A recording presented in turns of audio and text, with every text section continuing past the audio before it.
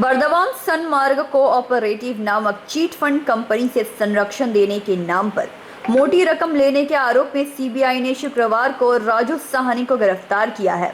राजू साहनी उत्तर 24 परगना के हाली शहर नगर पालिका के चेयरमैन और सत्तारूढ़ पार्टी टीएमसी के नेता हैं। सीबीआई ने उन्हें कोलकाता से सीआरपीएफ जवानों की सुरक्षा में शनिवार को आसनसोल विशेष अदालत में पेश किया। जब उन्हें पेशी के लिए ले जाया जा रहा था तो पत्रकारों ने सवाल पूछने के लिए अफरा तफरी मचा दी। हालांकि राजू साहनी ने किसी भी प्रश्न का उत्तर नहीं दिया। सुरक्षा बलों ने उन्हें पत्रकारों के घेरे से निकालकर कोर्ट में ले गए। सीबीआई जज ने राजू साहनी की जमानत याचिका को खारिज कर दिया और उन्हें 5 दिनों की सीबीआई के रिमांड पर भेज दिया।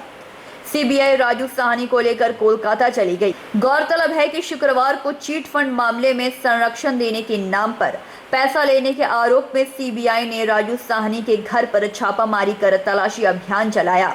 इस तलाशी अभियान के दौरान सीबीआई ने राजू साहनी के न्यूटन स्थित फ्लैट से 80 लाख रुपए नकदी बरामद किए, जिसके बाद सीबीआई ने राजू साहनी से पूछताछ की यह पैसा कहां से आया, लेकिन राजू साहनी पैसे का स्रोत बताने में असफल रहे। उनके जवाब से असंतुष्ट होकर सीबीआई ने राजू साहनी को गिरफ्तार कर लिया। बताया जा रहा है कि नकदी की संख्या अभी और बढ़ सकती है। वहीं सीबीआई सूत्रों की माने तो सीबीआई ने राजू साहनी के न्यूटन स्थित फ्लैट से 80 लाख रुपए बरामद किए हैं। साथ ही देसी पिस्तौल भी बरामद किए गए हैं। इस तलाशी अभियान के दौरान सीबीआई को राजू साहनी के थाईलैंड में एक बैंक खाते होने का भी पता चला है। बताया जा रहा है कि यह पैसा भी चीट फंड से ही जुड़ा हुआ है, जो उन्होंने कथित तौर पर प्रोटेक्शन मनी के रूप में लिया था। राज्य में अर्पिता मुखर्जी के बाद एक बार फिर टीएमसी नेता के घर से नकदी बरामद होने पर पूरे राज्य में खलबली मची है। विपक्षी दलों ने टीएमसी को घेरना शुरू कर दिया। सीबीआई ने क्या क्या आरोप लगाए, थोड़ा बोलिए। देखिए, पहला तो उसको जो पकड़ करके लाए, उसको जो अरेस्ट किया, ये पूरा इलीगल है, क्योंकि जो कोर्ट से उसको अरेस्ट का वारंट नहीं निकाला था, वो लोग निकाला था सर्च वारंट, उसका घर सर्च वारंट के लिए। उसका अगेंस्ट में कोई नॉन अवेलेबल केस है नहीं, 409 उसका अगेंस्ट में आता नहीं। जो सेक्शंस है 418, 420 सब जो है, इसमें अगर किसी को अरेस्ट करने पड़ता है तो 41A का नोटिस देने पड़ता है। वो कोई नोटिस भी उसको नहीं दिया गया, फिर भी उसको अचानक अरेस्ट कर लिया गया। तो इसलिए हम बोलते हैं उसका अरेस्ट ही गलत है। अच्छा, सौम्यदीप भौमिक, हाँ, रिकॉर्ड देखने के बाद हाँ, ये है कि रामपुर हाट में जो संपत्ति थी 252 लाख की, हाँ, उस संपत्ति को उसने, सीबीआई का ये कहना है कि हाँ, उस संपत्ति को 2018 में हाँ, सौम्यदीप भौमिक ने राजू साहनी को बिक्री किया था 75 लाख। नहीं, ये गलत। उसका जो स्टोरी है वहाँ पर, हाँ। बोला सौम्यदीप भौमिक का एक तो प्रॉपर्टी था 2 करोड़ 52 लाख का, लेकिन सौम्यदीप भौमिक उसको बेचा 76 करोड़ में। तो आपका प्रॉपर्टी आप कितने में बेचेंगे नहीं बेचेंगे, उसका रेस्पॉन्सिबिलिटी दूसरे का होगा क्या? लेकिन उसका जो सीबीआई का जो कहना है कि सीबीआई का कहना है बाद में वो जो संपत्ति बेचा था उस रुपया इसको दिया था, एचडीएफसी बैंक इनके खाते में आया था। हाँ, खाते में दिया था। अच्छा, दूसरा चीज सुनिए, इसी में मेरा क्लाइंट का बात है, जो पैसा उनसे सौम्यदीप से वो लोन लिया था, सौम्यदीप को रिटर्न कर दिया, उसको पेपर्स भी सीबीआई को दे दिया। तो फिर कोई केस रहता है उसका अगेंस्ट में। और दूसरी बात, हाँ, 2012 में, हाँ, अकॉर्डिंग टू सीबीआई, हाँ, 2012 में जब बर्धमान सनमार्ग के चेयरमैन हाँ, श्री सौम्यदीप भौमिक, हाँ, जब वो पैसे की कमी से जूझ रहे थे, हाँ, उस समय हाँ, इनकी दोस्ती राजू साहनी से हुई। ये सीबीआई का कहना, मैं नहीं कह रहा हूँ, हाँ, सीबीआई का कहना है कि 2012 में दोनों करीब आए, हाँ, और उस समय सौम्यदीप भौमिक को हाँ, आपके क्लाइंट राजू साहनी ने कहा था कि मैं फॉरेन एक्सचेंज तुमको ला कर दूंगा, तुम्हारी कंपनी को जीवित कर दूंगा। सुनिए पहले, उसके बाद आप बोले। तब उसने ग्लोबल ट्रस्ट, इसकी कंपनी में अपने सेंट्रल ट्रस्ट से 20 लाख रुपया ट्रांसफर किया था। ये सही है कि गलत? नहीं, ये तो लोग सीबीआई का कहना है। सीबीआई बोल रहा है, लेकिन उसका फेवर में कोई डॉक्यूमेंट, कोई एविडेंस नहीं ला पाया। एक मिनट, तो 2012 से संपर्क थे तब इनके? किसकी क्या? 2012 से वो तो संपर्क था या नहीं था, हम जब ट्रायल होगा तब वहाँ पर देखेंगे। ये तो मेरे को लिए चाहिए ना भाई। ये तो सीबीआई का आरोप है। सीबीआई का आरोप है कि 2012 से आरोप संपर्क है, था। आरोप तो पूरा की पूरा बहुत कुछ है। तीसरा प्रश्न, फाइनल प्रश्न आपके साथ। सीबीआई ने आपका कहना है कि 41A नोटिस देना चाहिए था, बट 409 जो कि मर्चेंट होता है, जो भी होता है, if they are using their property as an agent that thing, और वो सेशंस ट्राइबल केस होता है तो 409 में इनको जो सीबीआई ने गांथा है उसके क्या रीजंस हैं? इसका देखिए एक बात बोलता है, सीबीआई खुद जानता है राजू साहनी का अगेंस्ट 409 नहीं आता है, क्योंकि अगर 409 आता तो ये सीजेएम साहब का पास वो प्रेयर नहीं देता रिमांड के लिए, उसको प्रेयर देने पड़ता स्पेशल कोर्ट में, स्पेशल कोर्ट में वो प्रेयर देता। देखिए वो अनुब्रत को पकड़ा, रिमांड मांगा, कहाँ से रिमांड मांगा? स्पेशल कोर्ट से। तो सीबीआई भले होती जानता है जो ये केस राजू साहनी के अगेंस्ट में 409 चलेगा नहीं, मैं आपको फिर भी है, इसीलिए वो केस अभी सीबीआई में वो डाला, सीजेएम साहब का वहाँ डाला। तीसरी चीज, सीबीआई ने उनके पास अपने से जो 80 लाख रुपया का बरामद हुआ है उस पर आपका क्या उसका कहना आपका है? क्या कहना ये तो उसका देखिए, इसका बरामद हुआ सीबीआई बोल रहा है मार्केट में, लेकिन कोर्ट में उसका सीजर लिस्ट आज हमको नहीं दिखाया, अभी तो कोई केस रिकॉर्ड में अब तक नहीं आया। तो इसका बारे में हम जब देखेंगे फिर ही हम कोई कमेंट कर सकेंगे। हाँ, वो 7 दिन का मांगा था, 5 दिन अच्छा, लास्ट क्वेश्चन साहब, यस। पिस्टल जो मिला वो पिस्टल लाइसेंसी था? पिस्टल, हाँ, जो आप देखिए पिस्तौल मिला या नहीं मिला हमने ये जानता है। अगर पिस्टल सीजर लिस्ट अगर में पिस्तौल का कोई सीजर लिस्ट हमको नहीं मिला, अगर पिस्तौल मिलता तो वो तो सीबीआई वाला केस नहीं बनेगा, वो केस बनेगा वहाँ पर थाने में। सीबीआई जाके देखिए, मुंह से बोलना एक चीज, सीबीआई का अगर पिस्तौल मिलता तो पिस्तौल तो इस केस का कोई पार्ट नहीं, वो पिस्तौल को जाके पिस्तौल मिला, वैसे वो बीजपुर थाना में कोई डायरी किया सीबीआई? सर वो प्रश्न नहीं है मेरा साहब, सर प्रश्न है कि जो पिस्टल मिला वो लाइसेंसी था ना गैर लाइसेंसी? হ্যাঁ, ওটা বোধহয় সিবিআই অফিসারে থাইল্যান্ডে যাওয়ার শখ হয়েছে, উনি সেই জন্য বলছেন একটা টিপ দেবেন উনি গভর্নমেন্টের পয়সা। হ্যাঁ, আমার নাম অ্যাডভোকেট প্রদীপ কর। आसनसोल से संतोष मंडल की रिपोर्ट, पीवीटीवी न्यूज।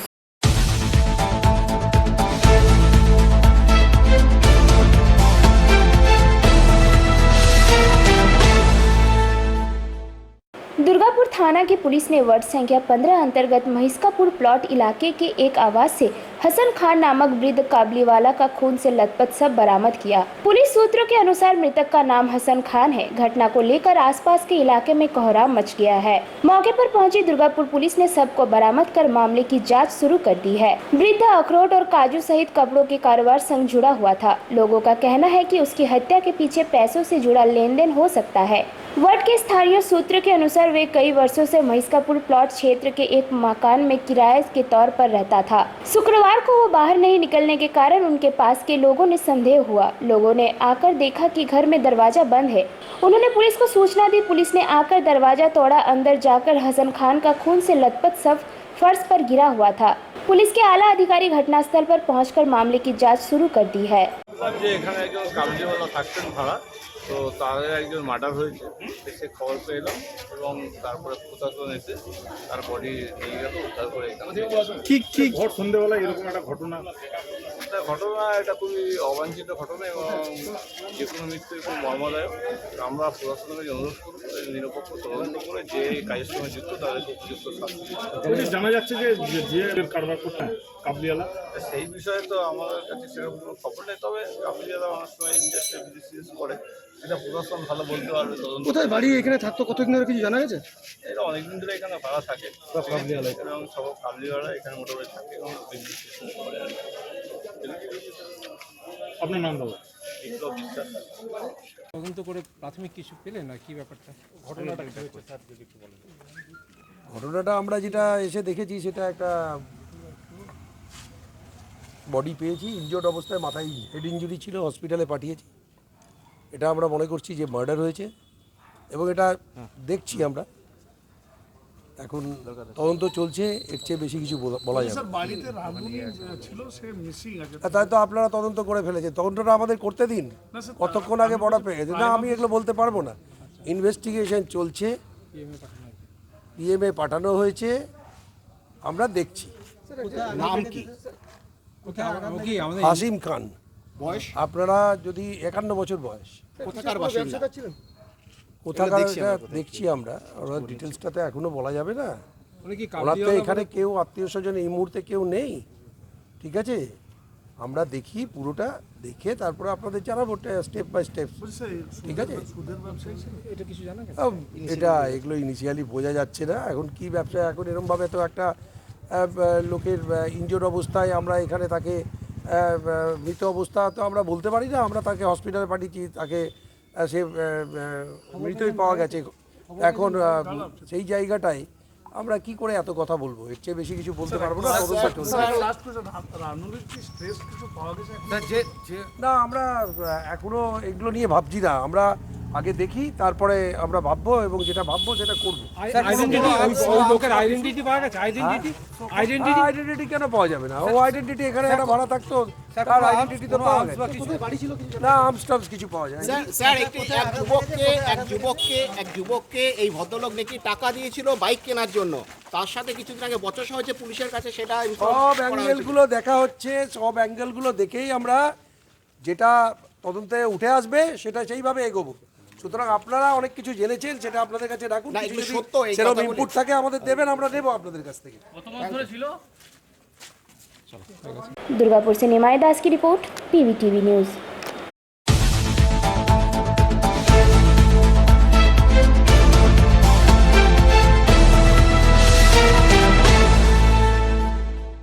काजोड़ा एरिया के परासकोल कोलियरी एजेंट ऑफिस में सेवानिवृत्त हुई ईसीएल श्रमिकों के विदाई समारोह का आयोजन किया गया। सेवानिवृत्त 18 श्रमिकों में रमेश कुमार, प्रदीप साधु, गुलाब केवट, निर्मल नंदी, रामचंद्र साव, जनार्दन कुमार, पप्पू हरिजन, शांति आहिर, रामेश्वर हरिजन, प्रवेश बौरी, सुरेश दोसाद, दिलीप कीमर साव, मोना धीवर, उमाशंकर यादव, कानाई गोप, चकरामाजी, राजेंद्र हरिजन को बड़े सम्मान के साथ सम्मानित करते हुए विदाई दी गई।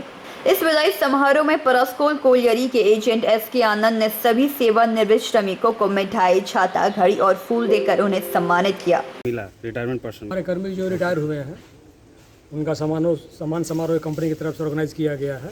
यह बहुत दिन से चल रहा है। इसमें आज करीब 18 आदमी थे, 18 आदमी का हुआ है। ये सम्मान समारोह जो पहले इसका बजट 1000 रुपया था, अभी इसको 5000 रुपया कर दिया गया है। कंपनी इसको बहुत अच्छी तरह से हमारी कंपनी प्रमोट कर रही है, क्योंकि जो हमारे एम्प्लॉय जो हैं अपना पूरा जीवन को इस कंपनी के लिए योगदान कर दिए, पूरा जीवन को लगा दिए, तो उनको सम्मान लास्ट में सम्मान नहीं देने से यह अधूरा रह जाता है। तो ये कंपनी का हमारा बहुत अच्छा ही ये है, जिसको हम लोग सबको सम्मान देते हुए चीज़ को आगे बढ़ाते हैं, और ताकि सबको अच्छा लगे। और इनको एक सर्टिफिकेट भी दिया गया है, ताकि इनको ज़िंदगी भर ख्याल रखेंगे कि हमारी कंपनी हमको रिटायर होने के समय हमको अच्छी तरह से सम्मान समारोह दिया, अच्छी तरह से हमारे विदाई किया, ताकि हमारे जो बाकी वर्कर जो काम कर रहे हैं उनको भी मोटिवेशन मिलेगा, इससे हमारी कंपनी भी आगे बढ़ेगी। और जो हमारा मेन उद्देश्य कोयला उत्पादन है, कोयला उत्पादन होगा तो हमारा देश भी आगे बढ़ेगा, जिस तरह से हमारा कंपनी आगे बढ़ रहा है। सर आज किस तरह से वो लोग हाँ, संदेश यही देना चाह रहे हैं कि वो लोग क्या होता है कि रिटायर होने के बाद आदमी को कुछ बीच में एक वैक्यूम आ जाता है, काम नहीं रह जाता है। कभी कभी एक आदमी कुछ आदमी को ख़राब लगता है, कभी कभी आदमी लोग कुछ लोग डिप्रेशन में भी चले जाते हैं, कुछ लोगों का शरीर भी ख़राब हो जाता है। पहला संदेश यही देना चाहेंगे कि अपने आप को व्यस्त रखिए, कुछ न कुछ काम करते रहिए, सोशल सेवा में नहीं तो कहीं लग जाइए। और दूसरा चीज़ है कि अपना पैसा को बचा करके रखिए, पैसा को सही जगह में लगाइए, किसी अच्छे तरह देख सुन करके, क्योंकि आपके पास पैसा रखना बहुत ज़रूरी है, तभी आपको दुनिया पूछेगी जो दुनिया की सच्चाई है। तो ये 2 संदेश हम देना चाहेंगे। सर मैं यहाँ का एजेंट हूँ, मेरा नाम है सत्यकाम आनंद, परासकोल ग्रुप ऑफ माइंस का एजेंट। अंदाज से मंथन पासवान की रिपोर्ट, PVTV न्यूज़।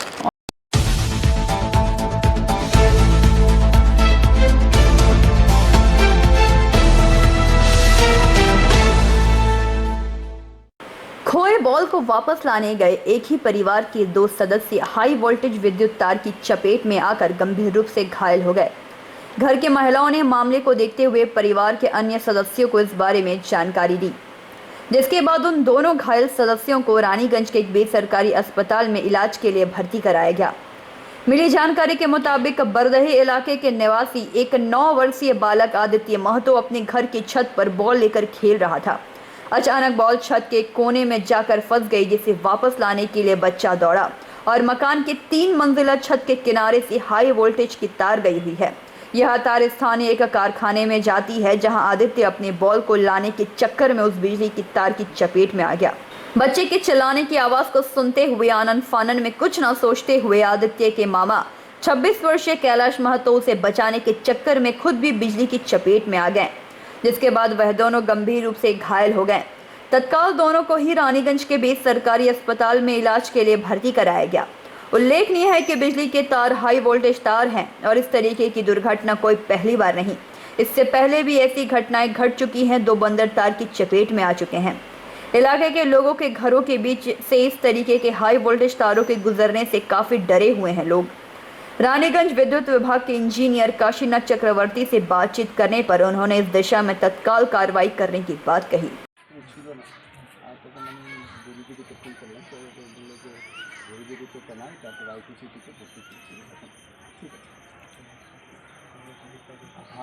আর একজন আছে ওর বাচ্চাটার কাকা সে আছে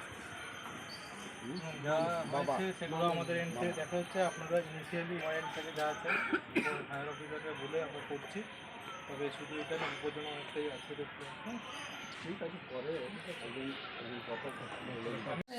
बच्चा को खिलाएं, खिला के ऊपर गए खेलने, इधर जो रूम है मुझे उस पे खेलेंगे तो वो चल गए छत पे, बॉल लिए हुए थे, छत पे चल गए। अपना देवर को बोले जाके देखिए बाबू को कहाँ गए हैं। वो देखने गए तो देखे कि करंट लग गया है उनको छुड़ाने में, उनको गिर गए, उनको छुड़ाने में इनको भी लग गया तार से और पूरा दीवार में दोनों पटका गए। और इनका छोटा वाला जो मेरा पूरा जर गए हैं सब लोग, और मेरा देवर है जो पूरा ऐठा गया था, हाथ गोड़ पूरा एकदम, और आँख का जो काला वाला नीचे चल गया, जीभ पूरा ऐठा गया, मुंह से पूरा झाग निकल गया था, और सर दोनों का फट गया। हम पकड़ के बैठ के वैसे ही रो रहे थे, सबको बुला रहे थे, पूरा कस के उनको करंट मारा था। एक का कैलाश महातो नाम है, एक का आदित्य नाम है, छोटा वाला भगना को मेरा आदित्य नाम है, आदित्य महातो। 2 बंदर गिर गया था ये होके करंट मार के, वो भी दोनों एकदम पूरा सीरियस हो गया था। नहीं ले गया था, इन लोग आए थे ना पुलिस अंकल जी लोग सब ले गए थे आके। और घर देखे उस पर भी पूरा अर्थिंग पूरा करंट आ गया था उसमें भी। हाँ ये बच्चा लोग का 50-60 बच्चा पढ़ता है उसमें, स्कूल भी है। खतरा है ना, टूट के अगर तार उड़ गिर गया बाई चांस कभी अगर, तो बच्चा लोग को खतरा नहीं है। 50-60 बच्चा है, कुछ हो जाएगा उनको। रानीगंज से सम्राट दास का रिपोर्ट, PBTV न्यूज।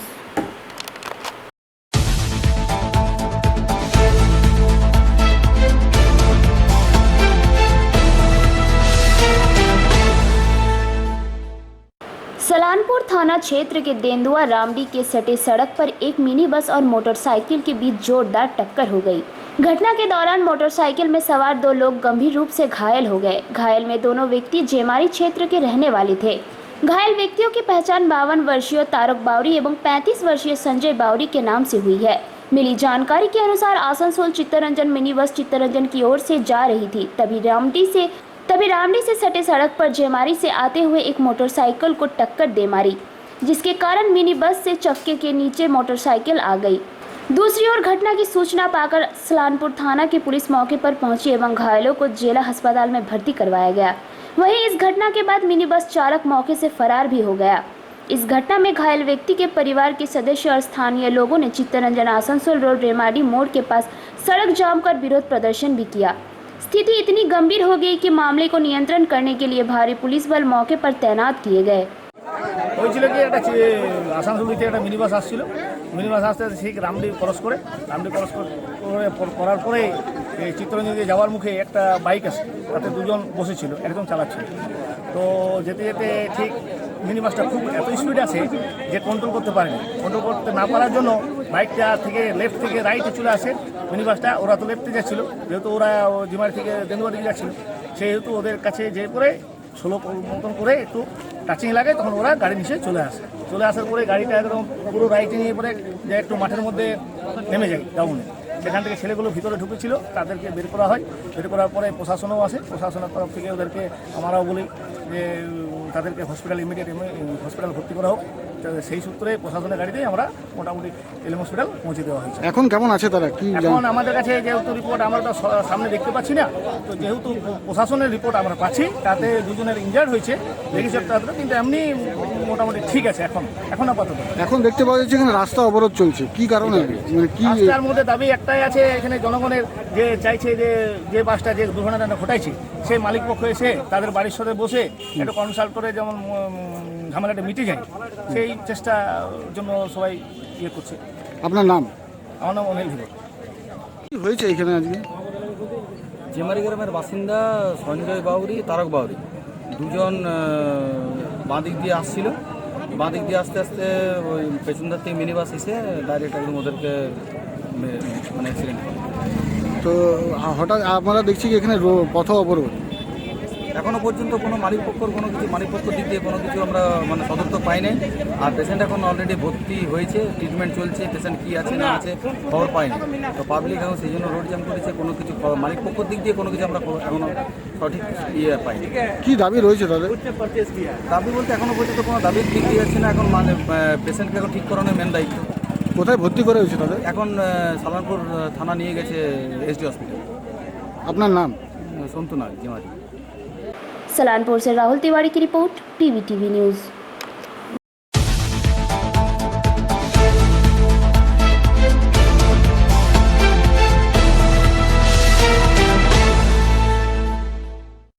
घर के सदस्यों की अनुपस्थिति का फायदा उठाकर चोरों ने सोने के आभूषण के साथ नगद और इलेक्ट्रॉनिक गैजेट्स चोरी कर फरार हो गए।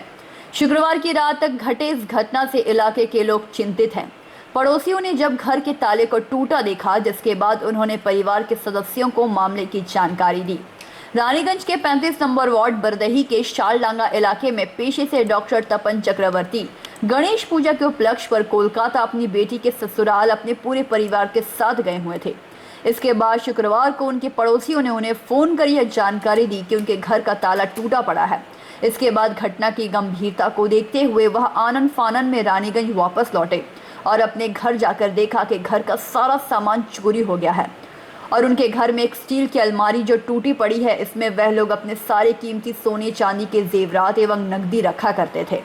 उन्होंने मामले की जानकारी रानीगंज थाना को दी और पुलिस मौके पर पहुंचकर मामले की जांच शुरू कर दी। शनिवार पुलिस इलाके के सभी सीसीटीवी फुटेज और आसपास के लोगों से पूछताछ में जुटी ही, जिसके बाद पुलिस ने चोरी का मामला दर्ज किया। ছিলাম না, মেয়ের বাড়িতে কলকাতা গেছিলাম। ওখান থেকে এখানে খবর পেলাম যে বাড়িতে আমাদের চুরি হয়েছে। এবার সামনের দরজা দিয়ে তালা ভেঙে, আলমারি ভেঙে, এলডি টিভি ছিল ওটা নিয়ে গেছে। আলমারির ভেতরে সোনা পড়া কিছু ছিল, কিছু রূপোর জিনিস ছিল, কিছু ক্যাশ ছিল, সেগুলো আলমারিটা ভেঙে নিয়ে চলে গেছে। এই পর্যন্ত মোটামুটি পুলিশ এসে ইনকোয়ারি করে গেছে বাড়িতে। দেখা যাক আগে কী পায়।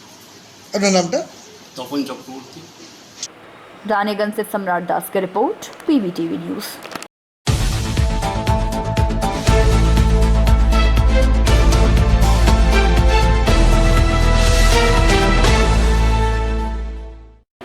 बांकुड़ा के हस्त कलाकारों का उत्साह बढ़ाने एवं उनके द्वारा निर्मित वस्तुओं की मार्केटिंग की व्यवस्था करने एवं कलाकारों की आर्थिक स्थिति संवारने के उद्देश्य से राज्य भर में मंजूसा नामक प्रोजेक्ट का शुभारंभ हो चुका है।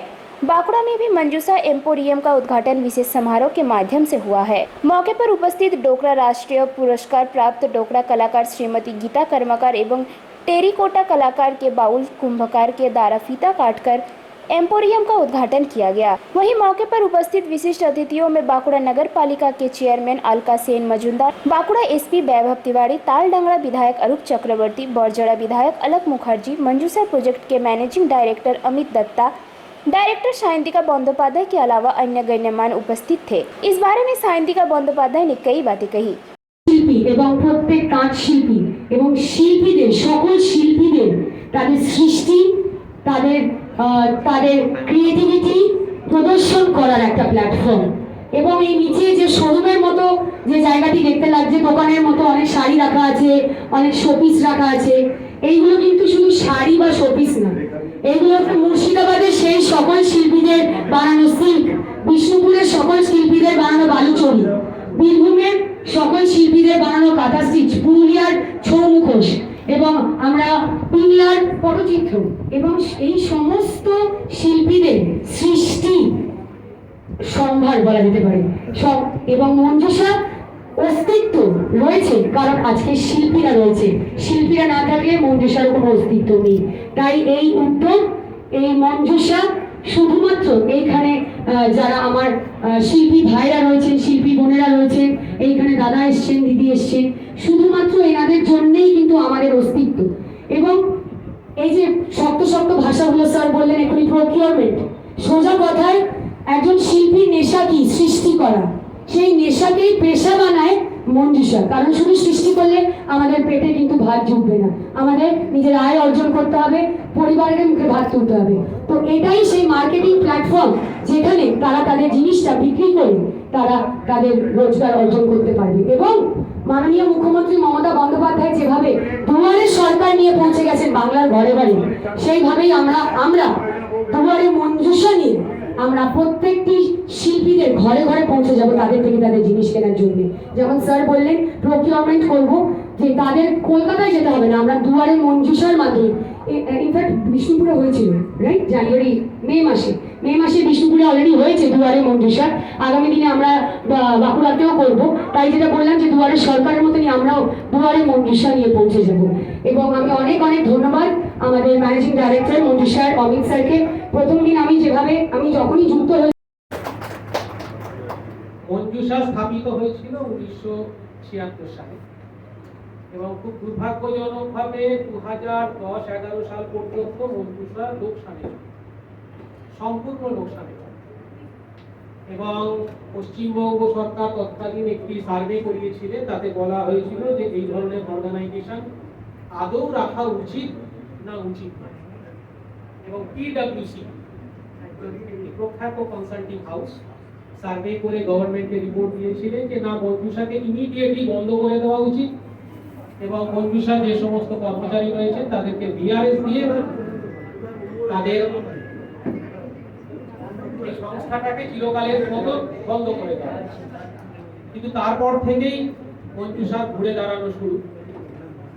সকলের আশীর্বাদে মঞ্জুষা আজকে একটি প্রফিট মেকিং অর্গানাইজেশন, অর্থাৎ পশ্চিমবঙ্গ সরকারের কোনো অর্থনৈতিক সাহায্য, কোনো সাবসিডি, কোনো শেয়ার ক্যাপিটাল, কোনো গ্রান্ট ছাড়াই মঞ্জুষা তাদের এই এত বড় অর্গানাইজেশনকে চালায়। পশ্চিমবঙ্গের সমস্ত প্রান্তের যে সমস্ত উৎকৃষ্টতম হস্তশিল্পীরা রয়েছে তাদের প্রোডাক্ট বাজারজাত করে এবং যে লাভটা হয় সেটা আবার তাদেরকেই ফিরিয়ে দেয়। এটা হচ্ছে মঞ্জুষার প্রধান কাজ এবং এই কাজটা মঞ্জুষা করে থাকে তাদের এম্পোরিয়ামসগুলোর মাধ্যমে। মাঝখানে এম্পোরিয়ামগুলো বন্ধ হতে শুরু করে দিয়েছিল, আমরা আবার নতুন করে খুঁজছি। নিচে গিয়ে দেখতে পাবেন যে একটা স্বাস্থ্যকর জিনিস আর একটা ঘুরতে থাকা জিনিসের তফাৎ। মঞ্জুষা শোরুমে ঢুকেই আপনারা বুঝতে পারবেন যেটা ঘুরতে থাকা সংস্থা নয়, এটা একটা স্বাস্থ্যকর সংস্থা। এবং এই স্বাস্থ্য পুনরুদ্ধারে যারা সব থেকে বেশি কার্যকারী ভূমিকা পালন করেছেন তারা হচ্ছে পশ্চিমবঙ্গের হস্তশিল্পী। তারা যেভাবে জিনিসপত্র তৈরি করেছেন, যে দামে, যে কোয়ালিটিতে জিনিসপত্র তৈরি করে সাধারণ ক্রেতাদের মাধ্যমে কাছে পৌঁছে দিচ্ছেন, এটা সত্যি খুব প্রশংসার বিষয়। আমি বেশি কথা বাড়াবো না। बांकुड़ा से अनुप राय की रिपोर्ट, PVTV न्यूज।